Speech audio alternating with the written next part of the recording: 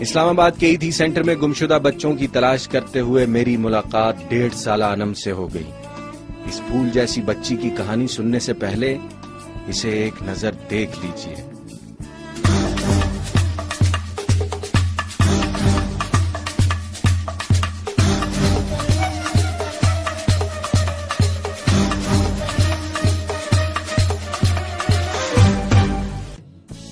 اس مسخ شدہ چہرے کو دیکھ کر آپ کے دل میں کئی سوال پیدا ہو چکے ہوں گے، جن کے جواب دیں گی عائشہ۔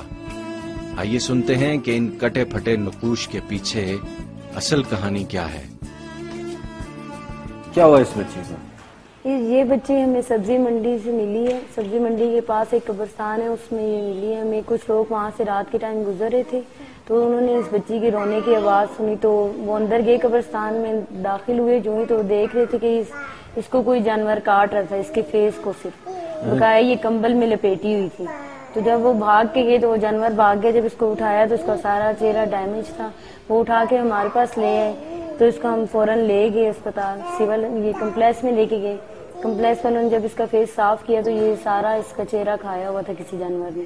یہاں اتنا بڑا سا سوراخ تھا، یہ لپس بھی نہیں تھے، ناک بھی نہیں تھا، تو بہت زیادہ یہ جو ہے نا ڈیمیج ہو چکا تھا اس کا چہرہ۔ صرف آنکھیں بچی تھی، تو وہ بھی شاید خدا کی قدرت تھی، بچانے والا خدا ہے۔ ایک دن کی بیٹی کو قبرستان میں پھینک جانا بنت حوا کی تاریخ کے بدترین واقعات میں سے ایک ہے۔ پیدا کر کے ماں انم کو درندوں کی خوراک بننے کے لیے ویرانے میں کیوں چھوڑ گئی؟ جب میں نے اسے پالنے والی ماں سے پوچھا تو وہ بولی، میرے خیال سے تو اگر یہ جائز اولاد ہے تو کوئی اتنا سنگ دل ماں باپ تو ہوتے نہیں کہ وہ اپنے بچے کو پھینک دے۔ میں کہتی ہوں کہ اگر پھینکنا بھی ہے تو وہ اس جگہ پہ تو نہ کم سے کم پھینکے۔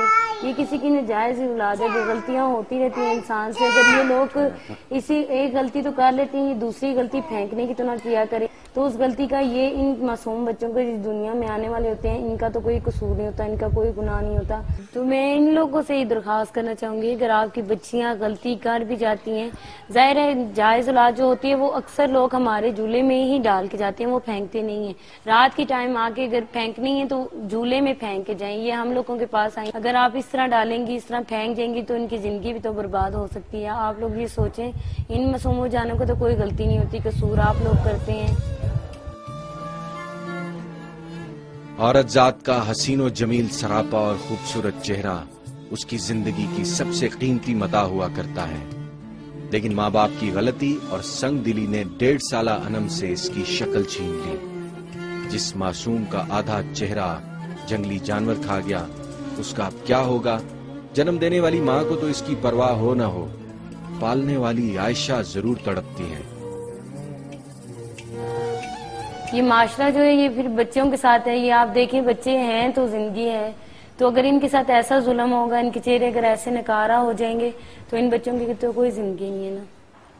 اب جیسے یہ بچی ہے ہمارے پاس، یہ اب جو بڑی ہو رہی ہے تو یہ اپنے فیس کو دیکھے گی، اوروں کو دیکھے گی، تو یہ کتنا محسوس کرتے ہیں بچے آپس میں۔ آپ کسی بھی جھولے میں ڈال دیں، آپ کو کوئی نہیں پوچھے گا، آپ کو کوئی کچھ نہیں کہے گا، آپ جھولے میں ڈال جائیں اگر آپ کو نہیں چاہیے تو۔ ایسے تو ظلم نہ کریں کہ آپ لوگ پھینک دیتے ہیں، تو بچے کے ساتھ آپ ظلم کرتے ہیں۔